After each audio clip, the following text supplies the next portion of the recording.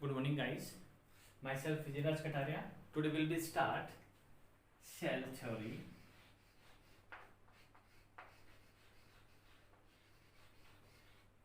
Guys, you remember lesson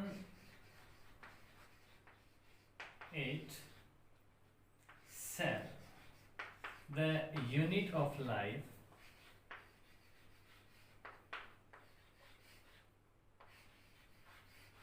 okay guys, lesson है the unit of life और the unit of life में हम आज डिस्कशन करेंगे सेल थ्योरी के बारे में।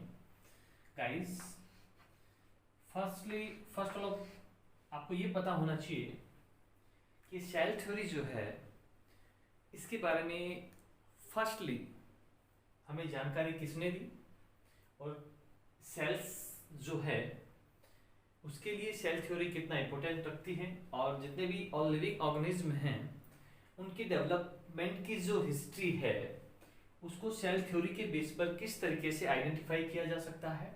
और हम सेल के बारे में पहले पढ़ चुके हैं। सेल जो है ऑल लिविंग ऑर्गेनिज्म का स्मॉलेस्ट यूनिट है, यानी कि जितने भी लिविंग ऑर्गेनिज्म हैं उन सब की डेवलपमेंट का बेसिक यूनिट है ये सेल। इसलिए इस सेल को द यूनिट ऑफ लाइफ कहा जाता है और लिविंग ऑर्गेनिज्म का।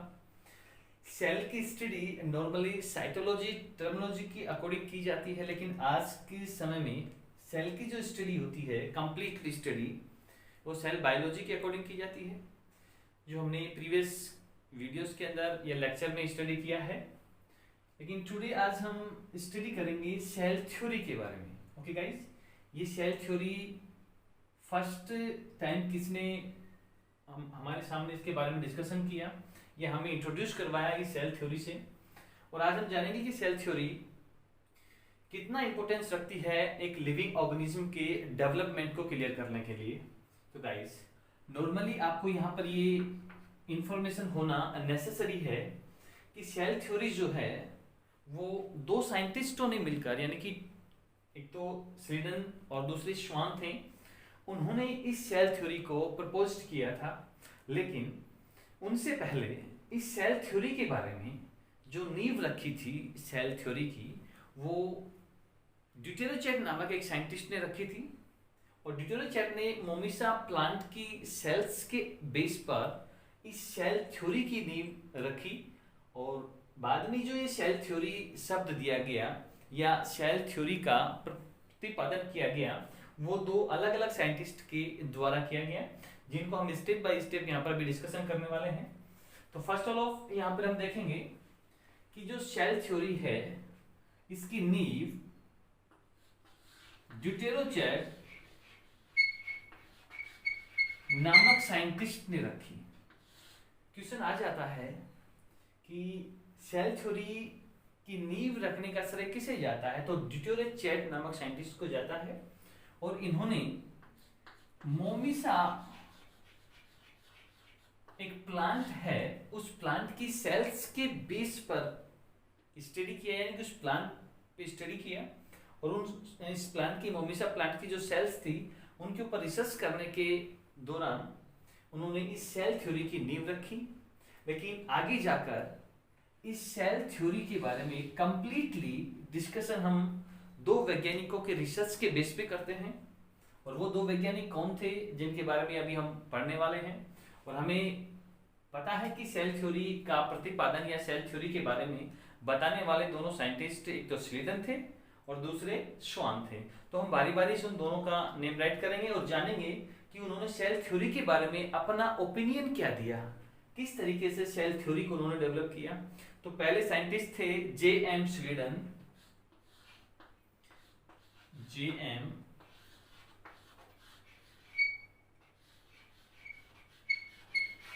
स्लीडन। गाइस ध्यान रखना, J.M. स्लीडन। और सेकंड साइंटिस्ट थे थियोडोर श्वान।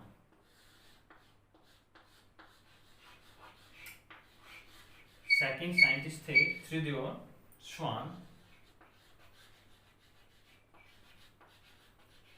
ये दोनों साइंटिस्ट अलग अलग ब्रांचेस थे, यानी कि बायोलॉजी की जो ब्रांच थी उन ब्रांचों से थे। जीएम स्वीडन जो थे एक बोटनिस्ट थे, जबकि थियोडोर श्वान जो थे ये एक जूलॉजिस्ट थे। अब हम यहाँ पर थोड़ा इनकी बारे में भी जानकारी ले लेते हैं। जेएम स्वीडन जो थे वो बोटनिस्ट थे, ओके गाइस, और थियोडोर श्वान जो थे वो जूलॉजिस्ट थे।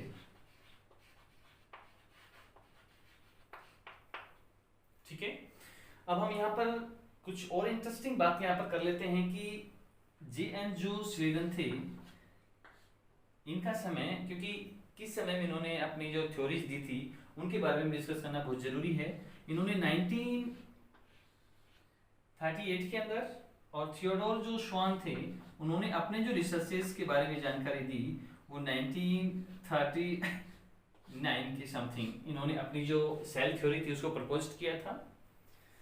तो हमने अभी यहाँ पर क्या जाना कि सेल थ्योरी जो है फर्स्ट इसकी नींव डिटरोचैट ने रखी थी। मोमोसा जो प्लांट था उसकी सेल्स के ऊपर स्टडी करने के बाद में, लेकिन कंप्लीट रूप से सेल थ्योरी का प्रतिपादन का श्रेय दो साइंटिस्ट को जाता है। एक जेएम स्वीडन जो एक बोटनिस्ट थे, दूसरे थे थियोडोर श्वान जो एक जूलॉजिस्ट थे।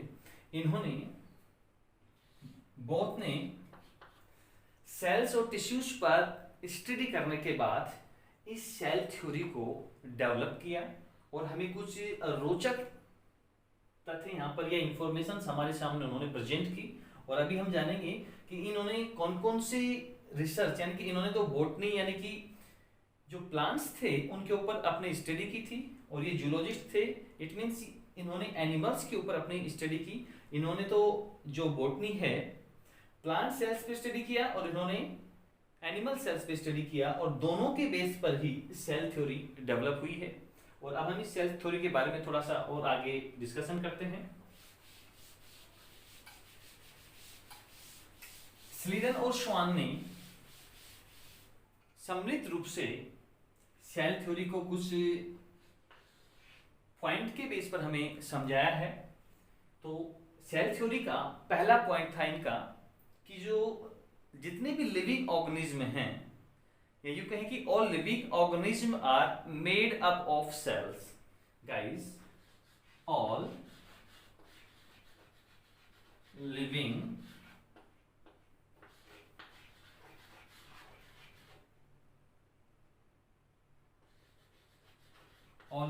organism made up of cells and their products. Cells and their products. तो पहला पॉइंट उनका क्या था सेल थ्योरी में कि इस अर्थ पर जितने भी लिविंग ऑर्गेनिज्म हैं वो सब किससे बने हुए हैं? सेल्स से या सेल्स के प्रोडक्ट्स से। तो all living organism made up of cells and their products. तो पहला पॉइंट उनका यही था कि जितने भी लिविंग ऑर्गेनिज्म हैं उन सभी का डेवलपमेंट सेल्स और सेल के जो प्रोडक्ट्स थे उनके बेस पे हुआ है। अब सेल थ्योरी में सेकंड पॉइंट उन्होंने ये दिया था कि सेल जो है ना ऑल लिविंग ऑर्गेनिज्म का स्ट्रक्चरल फंक्शनल यूनिट है। लेकिन हम साथ में एक पॉइंट और जोड़ देते हैं कि cell is the structural and functional unit of living organism, and जो सेल है वो एक जेनेटिक यूनिट भी है किसकी? ऑल लिविंग ऑर्गेनिज्म की। क्योंकि जेनेटिक जो मटेरियल है वो सेल के थ्रू ही वन पीढ़ी टू अनदर पीढ़ी जनरेट होता है, यानी कि वन जनरेशन से अनदर जनरेशन में जो सेल्स जाती हैं वो भी इस स्मॉलेस्ट यूनिट का ही कमाल है। तो फर्स्ट पॉइंट आपके सामने यहाँ पर क्लियर हो गया होगा। सेकंड टॉपिक इनका था या पॉइंट था कि cell is the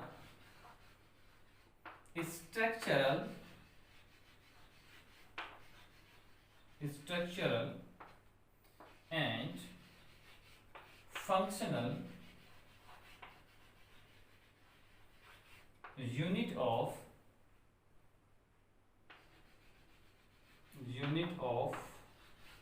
living organism.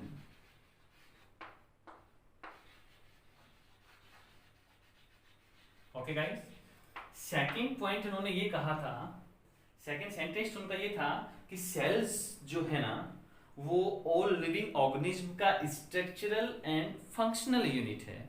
और मैं आपसे एक बात और कह रहा हूं कि ये जो सेल है स्ट्रक्चर यूनिट तो है ही है, फंक्शनल यूनिट भी है, और साथ में ये जेनेटिक मटेरियल को ले जाने वाली यूनिट भी है। ओके गाइस, थर्ड पॉइंट उन्होंने सेल थ्योरी में कहा था कि जो सेल्स हैं यानी कि ऑल लिविंग ऑर्गेनिज्म में जो सेल्स होंगी, या हम यूं कहें कि all cells are basically similar. Guys ध्यान देना कि all cells are basically similar. Guys, Schleiden और श्वान के अकॉर्डिंग जितनी भी सेल्स हैं किसी लिविंग ऑर्गेनिज्म में वो सारी की सारी कैसी होंगी, बेसिकली सिमिलर होंगी। ठीक है, in their structural, similar in their. Guys इनको आप साथ में राइट करते हुए चलें, in their structural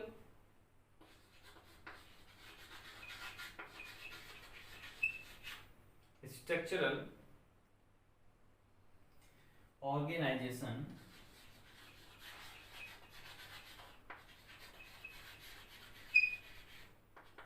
okay guys, देखिए थर्ड पॉइंट इनका ये था सेल थ्योरी में कि all cells are basically similar in their structural organisation, यानी कि जितने भी लिविंग ऑर्गेनिज्म हैं उनमें जो सेल्स है ना वो सिमिलर होंगी। लेकिन वहां पर ये बात और हम थोड़ा ध्यान दे लेते हैं कि सेल्स जो थी उनकी फंक्शंस अलग अलग हुआ करते थे, या सेल्स जितने भी हैं किसी भी लिविंग ऑर्गेनिज्म में उनके सभी सेल्स के फंक्शंस सिमिलर नहीं हो सकते, लेकिन उनकी स्ट्रक्चरल जो कंडीशन है वो सिमिलर हो सकती है। सेल थ्योरी में हमने 3 पॉइंट्स को यहाँ पर भी क्लियर किया है। पहला है कि all living organism made up of cells and their product, यानी जितने भी इस अर्थ पर लिविंग ऑर्गेनिज्म हैं उनका डेवलपमेंट सेल से हुआ है। सेकंड पॉइंट उन्होंने ये कहा था कि cell is the structural and functional unit of all living organism. Cell जो है सभी लिविंग ऑर्गेनिज्म का स्ट्रक्चरल और फंक्शनल यूनिट है। नेक्स्ट बात उन्होंने ये कही कि all cells are basically similar in their structural organisation, मतलब जो स्ट्रक्चर किसी ऑर्गेनिज्म का डेवलप होता है उसमें सेल एक सिमिलर स्ट्रक्चरल यूनिट कहलाती है। अब हम फोर्थ बात यहां पर करेंगे पॉइंट की कि सेल थ्योरी में जो है, और वो जो फोर्थ पॉइंट है वो स्लीडन और श्वान के द्वारा दिया हुआ नहीं है, बाकी एक साइंटिस्ट थे रुडोल्फ विर्चोव, उनके द्वारा वो शब्द दिया हुआ था और वो सेल थ्योरी में फिर उसको ऐड किया गया था। तो गाइस ध्यान देना कि एक साइंटिस्ट थे रुडोल्फ विर्चोव, रुडोल्फ विर्चोव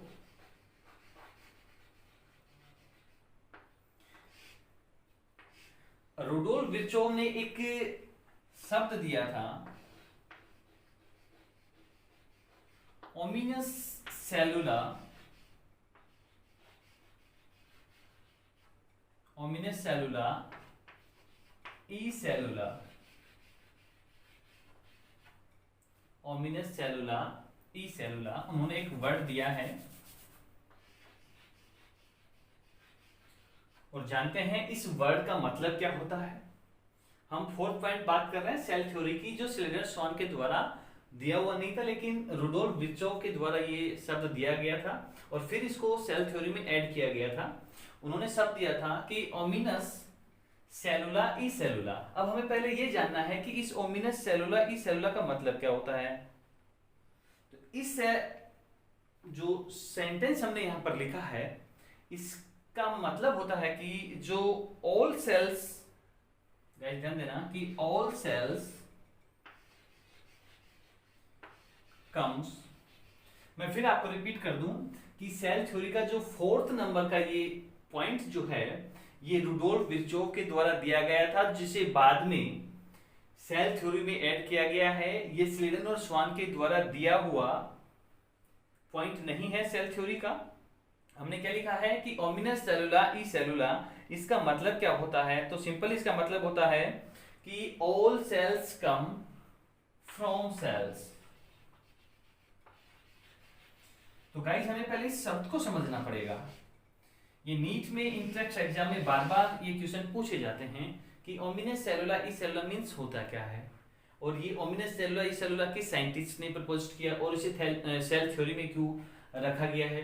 तो गाइस ध्यान देना कि रुडोल्फ विर्चोव ने ओमिनस सेलुला ई सेलुला शब्द दिया है, और इस शब्द का मतलब होता है कि all cells come from cells. मतलब कहना का मतलब यहाँ पर ये होगा कि जितनी भी न्यू सेल्स जनरेट होती हैं वो एग्जिस्टिंग सेल से होती हैं, यानी कि नई सेल तभी बनेगी जब पुरानी सेल्स डेड होंगी, यानी कि पुरानी सेल से ही नई सेल्स का यहाँ उद्भव होता है। तो गाइस जब इस शब्द को हम कंप्लीटली समझेंगे कि all cells come from cells का मतलब क्या है, तो गाइस ध्यान देना कि ऑल सेल्स अराइज, गाइस इनको आप साथ में राइट करते हुए चलेंगे, सेल्स अराइज फ्रॉम प्री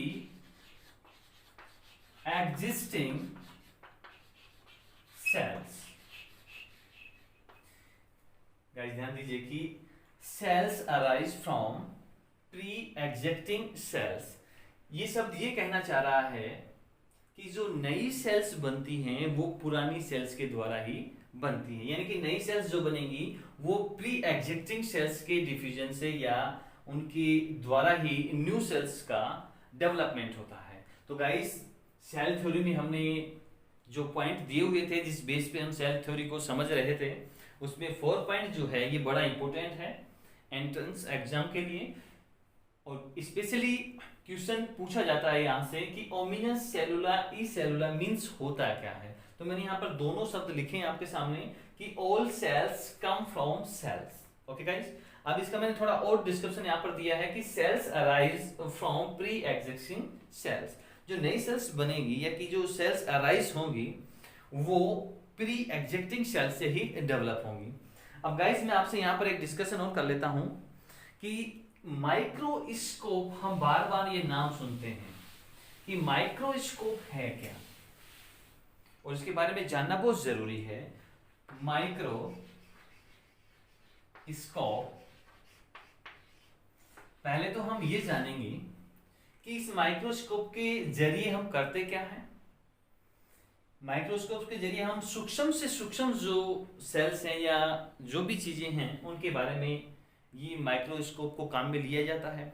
लेकिन हम यहाँ पर सबसे पहले ये जान लेते हैं कि फर्स्टली हमें इस माइक्रोस्कोप के बारे में जो परफेक्टली फर्स्ट टाइम जो हमें इस डिवाइस के बारे में जानकारी जिसने दी थी वो लगभग 1609 के समथिंग हमारे पास में मिल चुकी थी माइक्रोस्कोप के बारे में। ठीक है, एक डिवाइस है जिसके द्वारा हम स्मॉलेस्ट जो यूनिट्स हैं लिविंग ऑर्गेनिज्म की उनके बारे में स्टडी करते हैं, और ये 1609 के अंदर हमारे पास अवेलेबल हो चुकी थी। लेकिन अब यहाँ पर ये समझना ये है कि ये जो माइक्रोस्कोप है ये फर्स्ट टाइम इस डिवाइस को परफेक्टली रूप से हमारे सामने किस साइंटिस्ट ने प्रोवाइड करवाई। इस माइक्रोस्कोप के बारे में जो सूचना है, इंफॉर्मेशन जो है, सबसे पहले माइक्रोस्कोप के बारे में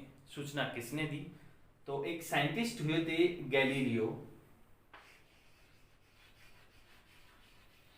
आप जानते भी होंगे गैलीलियो, और इस गैलीलियो ने ही फर्स्टली सबसे पहले माइक्रोस्कोप के बारे में हमें जानकारी दी, और कब दी? 1609 के समय में। अब आगे हम यहां पर बात करेंगे कि आज के समय में हम कंपाउंड माइक्रोस्कोपी का यूज करते हैं। क्योंकि आज की जो जनरेशन है माइक्रोस्कोपिक जनरेशन है, यानी कि माइक्रोस्कोपिक जनरेशन है। तो आज हम कैसे माइक्रोस्कोप का यूज करते हैं, कंपाउंड माइक्रोस्कोप का यूज करते हैं। अब ये कंपाउंड माइक्रोस्कोप है, ये किन्होंने डेवलप किया था, अब थोड़ा इसके बारे में हम डिस्कशन कर लेते हैं कि कंपाउंड जो माइक्रोस्कोप है इसका डेवलपमेंट जे जेनसन ने किया था, जेनसन ने किया था, और लिप्रेसी ने किया था, यानी कि एच लिप्रेसी नामक साइंटिस्ट ने किया था, एच लिप्रेसी। तो गाइस ध्यान रखना, हमने यहाँ पर आपको माइक्रोस्कोप के बारे में डिस्कशन किया है कि सबसे पहले माइक्रोस्कोप के बारे में जानकारी 1609 में मिली, किसने दी, गैलीलियो ने, ठीक है। उसके बाद में आज का जो समय है माइक्रोस्कोपिक समय है, और जो कंपाउंड माइक्रोस्कोपिक हैं उनका डेवलपमेंट दो साइंटिस्ट के आधार पर हम यहाँ पर देख रहे हैं। पहला है जेनसन और दूसरा है एच लिप्रेसी। इन दोनों ने एक कंपाउंड माइक्रोस्कोप को डेवलप किया और दुनिया के सामने माइक्रोस्कोपिक के बारे में जानकारी हमें प्रोवाइड करवाई। Thank you.